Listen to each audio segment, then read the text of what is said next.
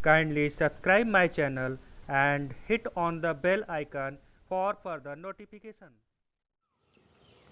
Hello बच्चों, मैं मनोज पांडे अपने आप के इस खूबसूरत और प्यारे से चैनल एमएस कोचिंग इंस्टीट्यूट में फिर से स्वागत करता हूं। बच्चों, हम लोग लास्ट वीडियो तक चैप्टर नंबर 5 जो क्लास 10th मैथ में एक्सरसाइज 5.3 का था, क्वेश्चन नंबर 10 तक को कंप्लीट कर लिया था। क्वेश्चन नंबर 11 से स्टार्ट करना था। तो क्वेश्चन नंबर 11 आपकी स्क्रीन पर दिख रहा होगा, मैं पढ़ रहा हूँ, मीनिंग को समझिए। क्वेश्चन भले ही बड़ा दिख रहा है बट बहुत ही आसान और सिंपल सा क्वेश्चन है, आपको बहुत अच्छे से समझ में आएगा। ठीक है, देखिए क्वेश्चन क्या बोल रहा है। If the sum of the first n term of an AP is 4n minus n square, what is the first term, that is S1? What is the sum of the first two terms? What is the second term? Similarly, find the third, the 10th and the nth term.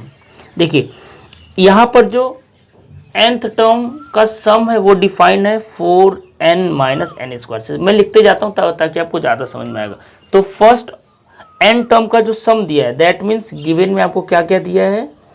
Given में आपको बोल रहा है कि जो Sn का value है वो आपका डिफाइंड है इससे 4n माइनस एन स्क्वायर से। ठीक है, इससे डिफाइंड है। अब देखिए क्या बोल रहा है, what is the first term, that is S1। S1 मतलब होता है कि सम ऑफ फर्स्ट टर्म। तो एक ही टर्म है और उसी का सम भी बताना है, तो भाई एक में और कुछ तो जोड़ना ही नहीं है ना। तो उसको आप फर्स्ट टर्म का सम बोलो चाहे फर्स्ट टर्म बोलो, तो उसी को फर्स्ट टर्म को A बोलते हैं या उसी को S1 बोलो। तो S1 निकालना तो यहाँ पर n की जगह क्या रखना पड़ेगा, 1 रखना पड़ेगा। तो रख लीजिए, तो 4 × 1 माइनस 1 का स्क्वायर, तो मिलेगा ये 4 माइनस 1 दैट इज 3। तो हमारा जो पहला टर्म है वो क्या आ गया बच्चों, 3 आ गया। ठीक है, अब देखिए ध्यान से, अब क्या बोल रहा है। नेक्स्ट देखिए क्वेश्चन में एक तरफ से मैं कर रहा हूँ, what is the sum of the first two term. तो फर्स्ट टू टर्म मतलब यहाँ पर S2 निकालना है। तो S2 का मतलब क्या हुआ, अब n की जगह 2 रख लीजिए। तो 4 × 2 माइनस 2 का स्क्वायर, स्क्वायर ऑफ 2, तो 4 2 = 8 माइनस 4, तो दैट इज 4। चलिए दूसरे का आंसर आ गया।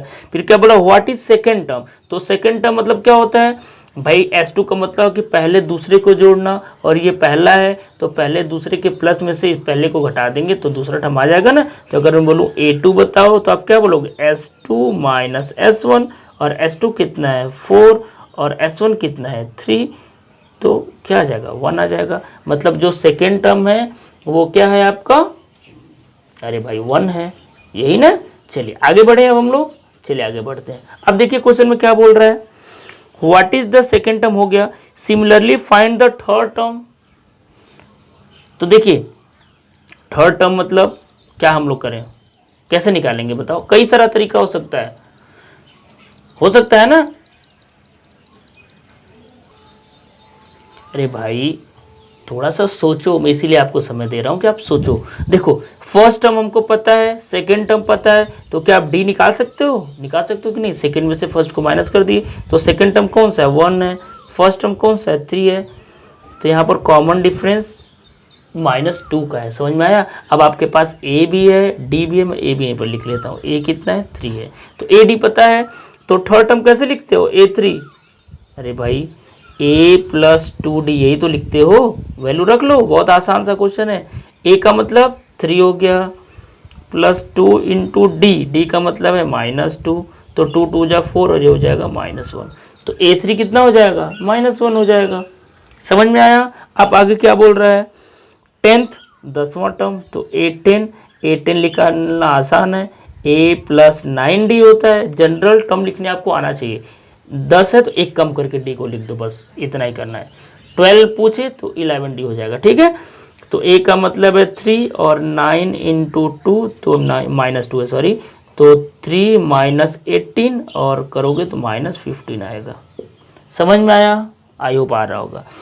एंड द लास्ट पार्ट अब जो पूछ रहा है, एंड द nth टर्म। तो nth टर्म का फॉर्मूला क्या होता है, an, तो A + n - 1 × D। अब यहाँ पर n का मतलब n ही रखना पड़ेगा क्योंकि n का यहाँ पर कोई स्पेसिफिक वैल्यू हमको नहीं दिया हुआ है क्वेश्चन में।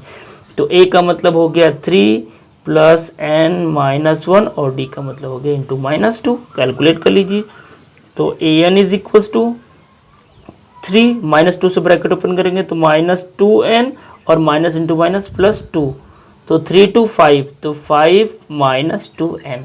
आई होप यही हमारा आंसर हो जाएगा।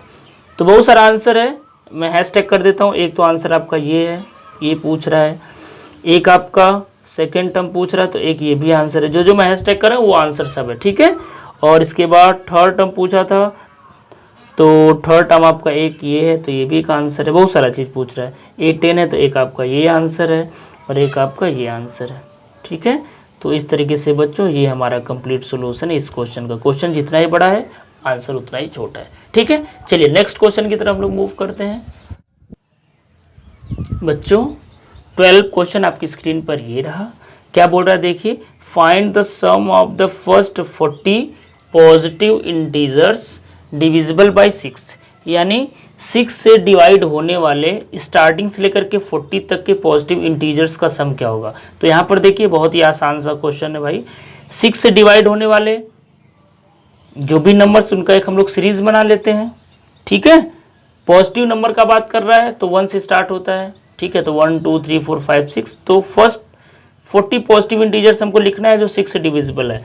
तो अकॉर्डिंग टू क्वेश्चन में करके मैं डायरेक्ट लिख ले रहा हूँ, ठीक है। तो according to question given AP क्या हो जाएगा, गिवन एपी हमारे पास क्या हो जाएगा। अगर भाई 6 से डिविजिबल बस नंबर लिखते जाओ ना, 6 का टेबल पढ़ लो, 6 1 जा 6, 6 2 जा 12, 6 3 जा 18, dot dot dot dot so on. इस तरीके से हमारा ये एपी मिल गया। अब एपी मिल गया तो ए डी सब तो हमको यहीं से मिल जाएगा। तो ए का वैल्यू कितना हो गया 6, डी का भी वैल्यू कितना है 12, माइनस 6 करोगे तो 6 आएगा। और कितने नंबर्स का सम बोल रहा है, टोटल कितने सीरीज में कितने नंबर्स का सम बोल रहा है 40, तो एन का वैल्यू कितना हो गया 40 हो गया। तो बस एस एन का फार्मूला लगा लीजिए। तो S N is equal to N upon 2a plus N minus 1 into D. Values रखिए बच्चों। तो एन का वैल्यू रखना है आपको 40, तो 40 अपॉन 2 इंटू ए का मतलब है 6, फर्स्ट टर्म कितना है 6 है, प्लस एन का मतलब कितना है 40 माइनस 1, और डी का भी मतलब 6 ही है भाई, कॉमन डिफरेंस भी 6 ही है। सॉल्व कर लीजिए, ये आपका आंसर है, ठीक है। तो ये आपका हो गया 20, ये 6 2 जा 12 प्लस 39 इंटू 6। फर्दर अगर आप कैलकुलेशन करते हो तो क्या मिलेगा 20 इंटू इसका मल्टीप्लाई करके इसको आप ऐड करोगे तो 246 मिलेगा, और 246 का अगर आप 20 में मल्टीप्लाई करते हो तो 4920 मिलेगा। और बच्चों यही आपका क्या है आंसर है, ठीक है। देखिए कितना सिंपल सा क्वेश्चन है। आई होप आपको समझ में आ रहा होगा, क्योंकि आसान है इसलिए मैं थोड़ा सा फास्ट बता रहा हूँ, ठीक है। तो चलिए नेक्स्ट क्वेश्चन की तरफ हम लोग मूव करते हैं। इसके पहले मैं आपको बता दूं कि प्लीज़ वीडियो को लाइक कर दीजिए, कमेंट भी करिए अगर आपको पसंद आए तो। क्या आपको हमारे अंदर कमी नज़र आती है, क्या आपको अच्छाई नज़र आती है, आप कमेंट करके भी हमें बताइए। चलिए तो हम लोग नेक्स्ट क्वेश्चन की तरफ मूव करते हैं जो क्वेश्चन नंबर 13 है। बच्चों नेक्स्ट क्वेश्चन नंबर 13 आपकी स्क्रीन पर ये रहा। देखिए क्वेश्चन क्या बोल रहा है, find the sum of the first 15 multiple of 8, यानी हमको फर्स्ट 15 यानी 8 का मल्टीपल करते जाए। 8 का मल्टीपल मतलब वही 8 का टेबल ही पढ़ना है। 8 1 जा 8, 8 2 जा 16, 8 3 जा 24, सो ऑन। ऐसे करके 15 टाइम्स आप पढ़ो तो जो सीरीज बनेगा उसका सम क्या होगा। तो देखिए क्वेश्चन नंबर 12 अभी हम लोगों ने जो किया था ना, सेम टू सेम वही क्वेश्चन है। वहाँ पर 6 का टेबल था, यहाँ पर 8 का टेबल है। तो टेबल 8 का पढ़ते जाइए, आपको एपी सीरीज मिलेगा, वहाँ से आपको ए मिल जाएगा, डी मिल जाएगा, और एन का वैल्यू तो 15 है। फिर वही आप एस एन में रख दोगे तो आपका आंसर आ जाएगा। तो ये भी जस्ट लाइक प्रीवियस क्वेश्चन है। तो इस क्वेश्चन को मैं आपके लिए छोड़ता हूँ, आप खुद से करिए, मैं नेक्स्ट क्वेश्चन को आपको बताता हूँ। तो चलिए नेक्स्ट क्वेश्चन की तरफ मूव करते हैं जो क्वेश्चन नंबर 14 है। बच्चा पार्टी क्वेश्चन नंबर 14 आपकी स्क्रीन पर ये रहा। क्या बोल रहा है, find the sum of the odd numbers between 0 and 50, यानी 0 से 50 के बीच जितने भी ऑड नंबर है उनका सम बताना है। तो देखिए अगर हम लोग वही सीरीज को पकड़ लें, यहाँ पर भी एपी सीरीज बनेगा, क्योंकि ऑड नंबर आपको पता है 0 से 50 के बीच, इतना तो आपको पता ही है 1 3 5 7। और अगर मैं बोलूँ यहाँ पर लास्ट टर्म तो आपको वो भी पता है, क्योंकि 50 इवन होता है, तो जस्ट उसके पहले वाला 49 ऑड होता है। तो यानी ये 1 से स्टार्ट होगा और 49 के साथ एंड होगा। ठीक है, तो according to question given AP series अब हम लोग लिख सकते हैं ना, ये तो आपको समझ में आ गया होगा। तो गिवन एपी करके मैं लिख लेता हूँ। अब गिवन एपी में क्यों लिख रहा हूँ, क्योंकि आपको मैं समझा दिया कि ये एपी में कैसे बनाया। ठीक है, तो गिवन एपी आपको मिलेगा 1 3 5 dot dot dot dot last में 49। तो यहाँ पर एक हमको फायदा मिल गया, हमको लास्ट टर्म भी पता है, तो लास्ट टर्म ही, तो यहाँ से यहाँ तक कुल कितने टर्म होंगे, अगर हम लोग इसको nth टर्म मान के करें तो यहाँ से हमको n का वैल्यू मिल जाएगा। अगर हमको n का वैल्यू पता चल जाए, a पता चल जाए, a पता क्या चल जाएगा, a 1 है ही और l भी 49 है, तो हम n पता चल जाए तो हम लोग फार्मूले में रख लेंगे n/2 a प्लस l में हमारा आंसर आ जाएगा। समझ में आ रहा है। तो nth टर्म का सबसे पहले हम लोग फार्मूला लगा लेते हैं। तो a n is equals to क्या होता है, a plus n minus 1 into D. Since ये क्वेश्चन बहुत इजी, इसलिए मैं इसको डायरेक्ट कर रहा हूँ, बहुत ज़्यादा डिटेल में नहीं लिख रहा हूँ। ठीक है, तो nth टर्म की जगह हम लोग क्या लिख सकते हैं, 49 इज इक्वल्स टू a का मतलब है 1 है, डायरेक्ट यहाँ से मैं लिख रहा हूँ, और प्लस n ही तो हमको पता करना है, और इंटू डी तो आपको पता ही है 2 है भाई, 3 में से 1 माइनस करोगे 2, 5 में से 3 माइनस करोगे 2, तो मैं डायरेक्ट लिख लेता हूँ। अब तो आपको आदत हो गया होगा। यहाँ 1 सब्ट्रैक्ट करिए तो ये आपका 48 बन जाएगा, और इक्वल्स टू n-1, ठीक है, और इंटू 2 है, तो 2 से डिवाइड करेंगे तो हमको क्या मिलेगा, n-1 इज इक्वल टू 2 से डिवाइड कर लीजिए तो 2 2 जा 2 4 जा, और 1 उधर जा करके प्लस हो जाएगा, तो n इज इक्वल टू आपको क्या मिला, 25 मिला। तो n का वैल्यू 25 मिल गया, a और l का वैल्यू पता ही है, n का वैल्यू पता चल गया, तो Sn हम डायरेक्ट आप निकाल लीजिए। तो Sn का फार्मूला क्या होता है, n/2 into a plus l, यही होता है। आप दोनों फार्मूला यूज़ कर सकते हो भाई यहाँ पर। ठीक है, वो वाला भी Sn का यूज़ कर सकते हो, कोई दिक्कत नहीं है। तो n का मतलब है 25, तो 25/2, a का मतलब है 1 और l का मतलब है 49। ठीक है, तो Sn इज इक्वल्स टू 25/2। यहाँ पर भी देखिए 50 आएगा, तो इंटू 50, और ये भी 2 से डिवाइड करोगे तो 25 ही मिलेगा, तो आप इसको लिख सकते हो 25, और एक ये 25, तो 25 का मल्टीप्लाई तो आपको पता ही है भाई, याद हो गया होगा, 625 होता है। तो इस तरीके से बच्चों ये हमारा रिक्वायर्ड आंसर हो गया। आसान सा क्वेश्चन है, समझ में आ गया होगा। ठीक है, तो इस तरीके से हमारा ये क्वेश्चन नंबर 14 भी कंप्लीट हुआ। तो चलिए हम लोग नेक्स्ट क्वेश्चन की तरफ मूव करते हैं।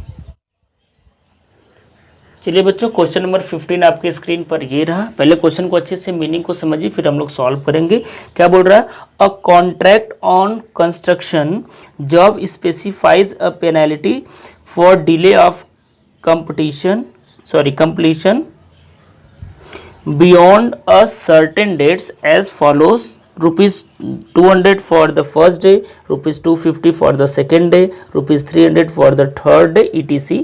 The penalty for each succeeding day being ₹50 more than for the preceding days. ठीक है, how many money the contractor has to pay as penalty if he has delayed the work by 30 days. बहुत आसान सा मतलब है इसका। एक contractor है जो कंस्ट्रक्शन का कोई काम लेता है, अगर वो काम टाइम पे ख़त्म कर दिया तब तो भैया अच्छी बात है। अगर वो डिले करता है तो पहले दिन, जैसे मतलब जितना दिन वो डिले करेगा उतना दिन उसको पेनल्टी लगते जाएगा। ठीक है, तो अगर एक दिन डिले करेगा तो उसको 200 पेनल्टी लगेगा, 2 दिन करेगा तो 50 रुपये ऐड करते जाओ, 250 रुपये लगेगा, 3 दिन करेगा तो 300 लगेगा, ऐसे 4 दिन करेगा तो 350 रुपये लगेगा, ऐसे करके 50-50 रुपया उसका बढ़ता जाएगा जितना दिन वो कंप्लीट करेगा लेट। ठीक है, अब ये बोल रहा है कि वो जो कॉन्ट्रैक्टर था वो काम को 30 दिन लेट कर दिया, तो भाई 30 दिन उसका पेनल्टी देना पड़ेगा। ठीक है, तो इस तरीके से आपको बताना है कि 30 दिन में उसका कुल कितना पेनल्टी उसको पे करना पड़ेगा, यानी कुछ एक्स्ट्रा मनी पेनल्टी के तौर पर उसको देना पड़ेगा। वो कितना देना पड़ेगा 30 दिन के लिए। बहुत सिंपल सा बात है भाई, यहाँ पर एपी सीरीज बन रहा है, क्योंकि पहले दिन 200, दूसरे दिन 250, तीसरे दिन 300, फिर 350, ऐसे करके एक सीरीज बनाना, जिसमें क्लियर कट दिख रहा है कि फर्स्ट टर्म 200 है और कॉमन डिफरेंस कितना है, 50 है। तो बस आपको एक एपी सीरीज मिल गया। अब ये कॉन्ट्रैक्ट सब भूल जाओ, पेनाल्टी सब भूल जाओ, एपी सीरीज मिल गया। सम ऑफ फर्स्ट 30 टर्म्स बताना है, क्योंकि 30 दिन के लिए पेनाल्टी है। ठीक है, तो अकॉर्डिंग टू, मैं डायरेक्ट करके लिख रहा हूं क्योंकि मैं मतलब आपको अच्छे से समझा दिया। तो according to given condition, according to given condition, आप ये सेंटेंस अपने हिसाब से भी बना के लिख सकते हो, ठीक है। According to given condition we have an A P, और वो ए पी क्या मिलेगा भैया, 200, 250, 300 सो ऑन, ऐसे करके एक एपी सीरीज मिल जाएगा। तो हमको क्या बताना है, एसएन बताना है। तो हमारे पास सब कुछ है, देखिए ए का वैल्यू कितना हो गया, 200 हो गया, एसएन के लिए जो जो चाहिए सब कुछ है। डी कितना है, 50 है। एन कितना है, 30 है। और एसएन निकालने के लिए इतनी इंफॉर्मेशन की हमको ज़रूरत होती है। तो एसएन इज इक्वल्स टू कितना हो जाएगा, n/2 2a plus n-1 into D, ठीक है। सॉल्व कर लीजिए तो n का वैल्यू कितना हो जाएगा, 30/2, 2 इंटू ए का मतलब है 200 प्लस n का मतलब है 30 -1 और d का मतलब है 50। इसी को कैलकुलेट करिए तो Sn इज इक्वल्स टू, ये हो जाएगा 15, ये हो जाएगा 400 प्लस 29 में 50 का मल्टीप्लाई करिए कितना आएगा, 1450 आएगा। आप करके देख लीजिए भाई, 30 में से 1 माइनस करोगे तो 29 और इंटू 50, तो 29 इंटू 15 करोगे तो आपका हो जाएगा 1450। फर्दर सॉल्व करिए तो 15 इंटू दोनों को ऐड करिए तो 1850 हो जाएगा, ठीक है। और मल्टीप्लाई कर लीजिए तो Sn का वैल्यू आपको क्या मिल जाएगा, 27750, ठीक है। तो इस तरीके से आपको आंसर क्या लिखना पड़ेगा, आंसर में बच्चों आपको लिखना पड़ेगा कॉन्ट्रैक्टर हैज़ टू पे हैज़ टू पे ₹27750 एज पेनल्टी, ठीक है।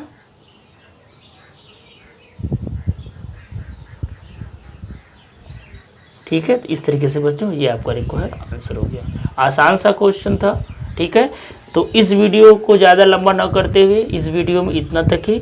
नेक्स्ट वीडियो में जो रिमेनिंग क्वेश्चंस हैं इस एक्सरसाइज को हम लोग देखेंगे। अगर अभी तक आपने वीडियो को लाइक नहीं किया है तो प्लीज़ वीडियो को लाइक कर दीजिए। अगर आपने चैनल को सब्सक्राइब नहीं किया, फर्स्ट टाइम हमारे चैनल पर विजिट किए हो तो प्लीज़ ऐसी वीडियो देखने के लिए चैनल को भी सब्सक्राइब कर लीजिए। चलिए बच्चों, हम लोग नेक्स्ट वीडियो में मिलेंगे, तब तक के लिए थैंक यू सो मच।